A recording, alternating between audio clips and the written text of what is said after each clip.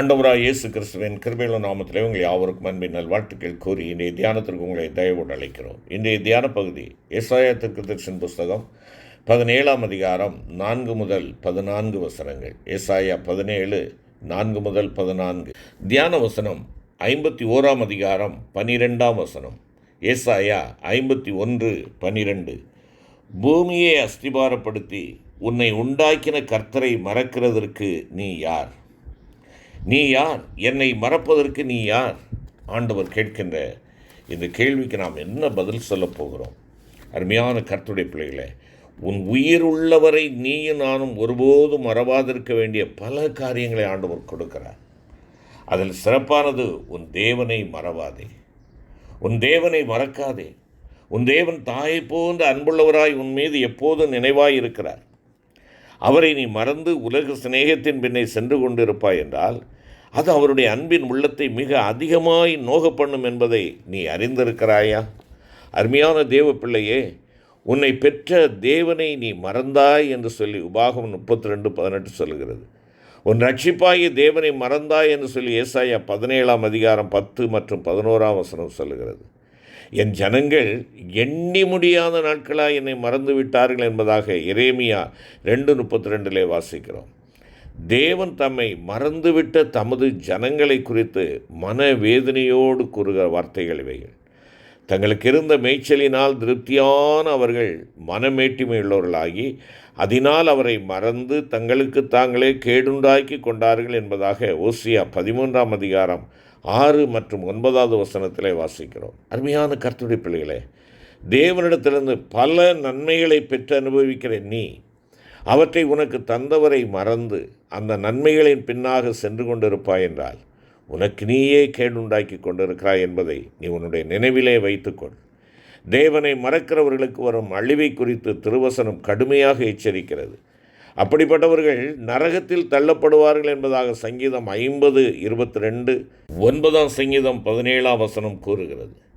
பானபாத்திரக்காரரின் தலைவன் தன் தாழ்வு காலத்தில் தனக்கு ஆறுதலாக இருந்த யோசேப்பை தன்னுடைய வாழ்வு காலத்தில் மறந்து விட்டது போல, அருமையான சகோதரா சகோதரி, நீ வாழ்வடைந்து இருக்கின்ற பொழுது உன்னுடைய தாழ்வில் உன்னை நினைத்தவரை நீ மறந்து விடாதே. நீ வெட்டி எடுக்கப்பட்ட கன்மலையையும் தோண்டி எடுக்கப்பட்ட துறவின் குழியையும் நோக்கி பார்ப்பாயாக என்று ஏசாயா 51:1 சொல்லுகிறது. உன் ஆண்டவர் கல்வாரியில் உனக்காக பட்ட பாடுகளையும் அடைந்த காயங்களையும் நீ அனுதினமும் தியானிப்பாயாக. உனக்காக தம்முடைய ஜீவனையே கொடுத்தவரின் இணையற்ற அன்பை உன்னால் மறக்க முடியுமா? கர்த்தருடைய ராப்போஜன பந்தியில் நீ பயபக்தியுடன் தவறாமல் பங்கு பெற்று கர்த்தர் வருமளவும் அவருடைய கல்வாரி மரணத்தை நினைவு கூறுகிறாயா? பலவித அடிமைத்தனங்களிலிருந்து உன்னை விடுதலையாக்கிய உன் இரட்சகரை நீ மறவாதபடிக்கு எச்சரிக்கையாயிரு.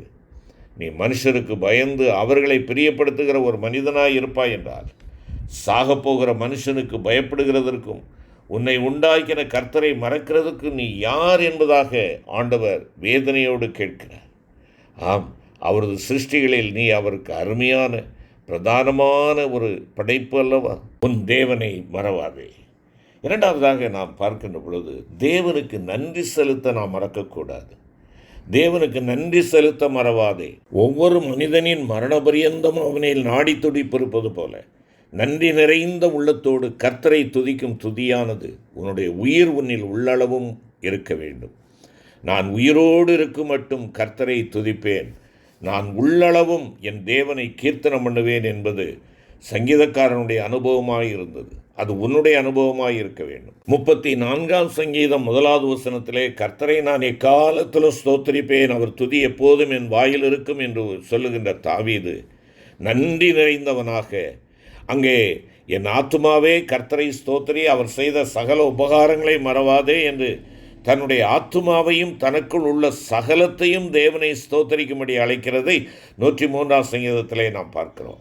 அருமையான கர்த்தருடைய பிள்ளையே, கர்த்தர் உனக்கு செய்திருக்கும் எண்ணிலடங்கா உபகாரங்களுக்காக நீ அவருக்கு நன்றி செலுத்த மறந்து போவாய் என்றால் உன்னுடைய இருதயம் உணர்வில்லாததாகி நாளடைவில் இருளடைந்து விடும் என்பதாக ரோமர் 1:21 சொல்கிறது. சொஸ்தமடைந்த 10 குஷ்டரோகிகளில் ஒருவன் மாத்திரம் நமது ஆண்டவரிடத்திலே ஓடி வந்து அவருடைய பாதத்தருகே முகங்குப்புற விழுந்து உரத்த சத்தத்தோடு தேவனை மகிமைப்படுத்தி அவருக்கு ஸ்தோத்திரம் செலுத்திய போது அவர், சுத்தமானவர்கள் 10 பேர் அல்லவா, மற்ற 9 பேர் எங்கே என்று வினவியது அவர் எவ்வளவாக நன்றி நிறைந்ததோர் இருதயத்தை உன்னிலே என்னிலே எதிர்பார்க்கிறார் என்பதை வெளிப்படுத்துகிறதல்லவா. சகலமும் குறைபட்டு நீ உன் சத்துருக்களை சேவிக்க வேண்டிய நிலை உனக்கு வராதபடிக்கு சகலமும் பரிபூரணமாயிருக்கையில் நீ மனமகிழ்ச்சியோடும் களிப்போடும் எப்பொழுதும் எல்லாவற்றிற்காக உன் தேவனை ஸ்தோத்திரிக்கவும் அவரை சேவிக்கவும் மறந்து போகாதே. அடுத்தபடியாக ஆண்டவர் எதிர்பார்க்கின்ற காரியம், கர்த்தருடைய வேதத்தை மறவாதே. நீ கர்த்தருடைய வேதத்தை மறவாதே. நீ உன் தேவனுடைய வேதத்தை மறந்தாய் என்று கர்த்தர் உன்னை கடிந்து கொள்ளக்கூடிய நிலையில் நீ காணப்படுகிறாயா? அல்லது என் வேதத்தை இருதயத்தில் பதித்திருக்கிற என் பிள்ளையே என்று அவர் உன்னை பிரியத்துடன் அழைக்கத்தக்க நிலையில் நீ இருக்கிறாயா? தம்முடைய வேதத்தின் மகத்துவத்தை உனக்கு எழுதி கொடுத்தார் அல்லவா? அதை நீ அந்நிய காரியமாக நினைத்து கொண்டு அவரை மறந்தவனாக அவருடைய வேதத்தை மறந்தவனாக நீ இருக்கிறாயோ? என் வேதத்தை இருதயத்தில் பதித்திருக்கிற என் பிள்ளையே என்று அவர் அழைப்பதற்கு நீ அவருடைய வேதத்தின் மகத்துவத்தை நீ உனக்கு சொந்தமாக்கி கொள்ள வேண்டுமே. கர்த்தர் தம்முடைய வேதத்தை முக்கியப்படுத்தி இருக்க அவர் எழுதி கொடுத்த வேதாகமம் இன்றைக்கு உனக்கு அந்நிய காரியமாக தென்படும் என்றால் அவர் உன் பேரில் பிரியமாய் இருக்க மாட்டார். மாறாக அவருடைய வேதம் உன் உள்ளத்திற்குள் இருக்கும் என்றால் உன் நடைகளில் ஒன்றும் பிசகுவதில்லை. நீ உன் உள்ளத்திற்குள் எதை பதனம் பண்ணி வைத்திருக்கிறாய் அல்லது எதை உன்னுடைய உள்ளத்திலே பாதுகாப்போடு வைத்திருக்கிறாய்? பிறர் உனக்கு விரோதமாக பேசிய கசப்பான வார்த்தைகளும் உன் மனதை தீட்டுப்படுத்தக்கூடிய எண்ணங்களும் ஆபாசமான காட்சிகளும் பாதுகாக்கப்பட்டிருக்கும் என்றால், அருமையான தேவப்பிள்ளை, நீ அறிந்து கொள்ள வேண்டிய ஒரு காரியம், உன்னுடைய வாழ்க்கை சீர்கெட்டு போகும். நீதிமொழிகள் 23:7 அதைத்தான் கூறுகிறது. ஆனால் நீ கர்த்தருடைய வேதத்தில் பிரியமாயிருந்து இரவும் பகலும் அதில் தியானமாயிருந்தால் உன் உள்ளம் மகா பரிசுத்த ஸ்தலத்தில் உடன்படிக்கை பெட்டிக்குள் இருந்த மன்னா வைக்கப்பட்ட பொற்பாத்திரம் போல் இருக்கும். அது நிமித்தம் கர்த்தர் உன் காரியங்களை வாய்க்க பண்ணுவார். நீ பாக்கியவானாய் இருப்பாய், நீ புத்திமானாயும் திகழ்வாய், நீ தொட்டதெல்லாம் துலங்கும். இதைத்தான் சங்கீதம் 2 சொல்லுகிறது. ஆம், யோசுவா 1:8 அதைத்தான் நமக்கு வற்புறுத்துகிறது. அருமையான கர்த்தருடைய பிள்ளையே, எனவே சங்கீதக்காரனைப் போல உம்முடைய வேதத்தை மறவேன் என்று 119, 109 சொல்லுகிறதைப் போல நம்முடைய உள்ளத்தின் அறிக்கையாக அந்த வார்த்தைகள் அமையட்டும். தொடர்ந்து நாம் பார்ப்போம் என்றால், உன் தொழுவத்தை மறந்து போகாதே, உன் தொழுவத்தை மறந்து விடாதே. சத்துரு உன்னை கண்டுபிடித்து உன் ஆவிக்குரிய ஜீவியத்திற்கு சேதம் விளைவிக்காதபடிக்கு நீ உன்னுடைய நல் மேய்ப்பரால் உனக்கு ஏற்படுத்தப்பட்டுள்ள மிக சிறந்த தொழுவமாகிய பரிசுத்தவான்களின் ஐக்கியத்தை மறந்து விடாதே. ஆம், சபை கூடி வருதலை நீ விட்டுவிடக்கூடாது. எரேமியா 50:5-6, லூக்கா 10:30 ஆகிய வசனங்களை வாசித்து பாருங்கள்.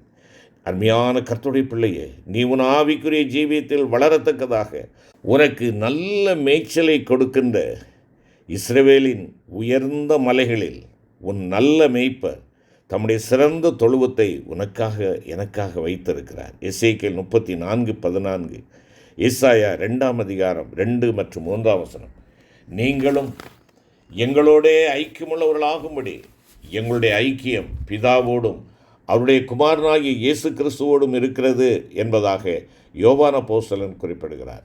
ஆம், இந்த உள்ளார்ந்த அறிக்கையோடு அவரை பின்பற்றுகிற அப்போஸ்தல அர்ப்பணிப்புள்ள தேவ பிள்ளைகளோடு நீ ஐக்கியம் கொண்டு, அருமையான கர்த்தருடைய பிள்ளையே, எருசலேமே, நான் உன்னை மறந்தால் என் நாவு என் மேல்வாயோடு ஒட்டிக்கொள்வதாக என்று நீ அறிக்கையிடுகிறவனாக காணப்பட வேண்டும். ஒரு மனிதன் மரிக்கின்ற பொழுதுதான் அவனுடைய நாவு அவனது மேல்வாயோடு ஒட்டிக்கொள்ளும். விதமாகவே எருசலேமாகிய சபை கூடி வருதலை மறக்கிறவர்களுக்கு ஆவிக்குரிய பிரகாரமான மரணம் சம்பவிக்கும் என்பதை இது உணர்த்துகிறது. எனவே அருமையான கர்த்தருடைய பிள்ளைகளே, சபை கூடி வருதல் எப்போதும் நம்முடைய நினைவில் இருக்கட்டும். ஆண்டவருடைய ஆலயத்தையும் ஆண்டவருடைய பிள்ளைகளுடைய ஐக்கியத்தையும் நீ மறந்து போகாதே. உன் தேவனுடைய சமூகத்திலே நீ வருவனுடைய நோக்கம் ஆண்டவரை பார்ப்பதற்காக, ஆண்டவருடைய பிள்ளைகளோடு கூட ஐக்கியம் கொள்வதற்காக, இந்த ஐக்கியத்திலே நிலைப்படுத்துவதற்காகத்தான் என்பதை நீ நானும் மறந்து போகக்கூடாது. ஆம், சபை கூடி வருதலின் நாளை நீ அசட்டை பண்ணாதே.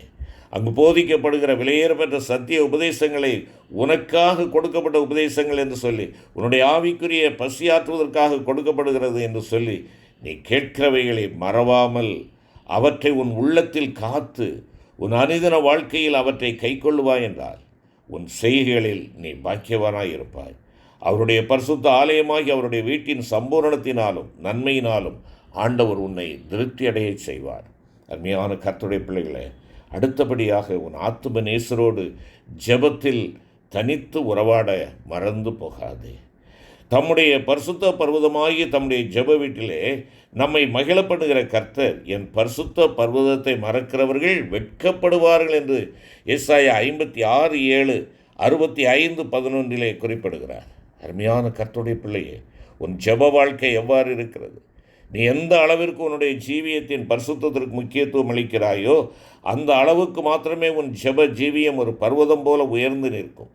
நீ ஜெபத்தில் தோல்வியுற்றால் உன் வாழ்க்கையின் எல்லா பகுதிகளிலும் தோல்வி வருவது நிச்சயம். ஜெபமே ஜெயம். ஆகையினாலேயே தேவ பிள்ளையாகிய மார்ட்டின் லூத்தர் ஒவ்வொரு நாளும் 2 மணி நேரம் ஜெபிக்கும் வழக்கமுள்ளவராயிருக்கும் நான் மிகுந்த அலுவலுள்ள ஒரு நாளை எதிர்கொள்ள வேண்டியது வரும்போது என் ஜெப நேரத்தை அந்நாளில் 3 மணி நேரமாக மாற்றிக்கொள்ளுகிறேன் என்று கூறுகிறார். நிறைவாக நித்திய உடன்படிக்கையை மறவாதே. நித்திய விவாகத்திற்கென்று உன்னை எனக்கு நியமித்துக் கொள்ளுவேன் என்று ஓசியா 2:19-20 கர்த்தர் உன்னோடு செய்திருக்கும் உடன்படிக்கையாகும். சகலமும் திட்டம் பண்ணப்பட்டிருக்கின்ற நிச்சயமான நித்திய உடன்படிக்கையை உன்னுடனே அவர் செய்திருக்கிறார்.